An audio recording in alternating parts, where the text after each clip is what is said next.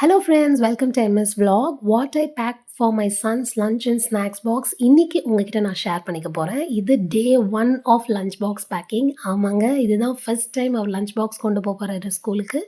So simple, comfortable at the same time அவருக்கு ரொம்ப பிடிச்சமான காம்போ நான் சூஸ் பண்ணியிருக்கேன். Vegetable sambar and potato fry.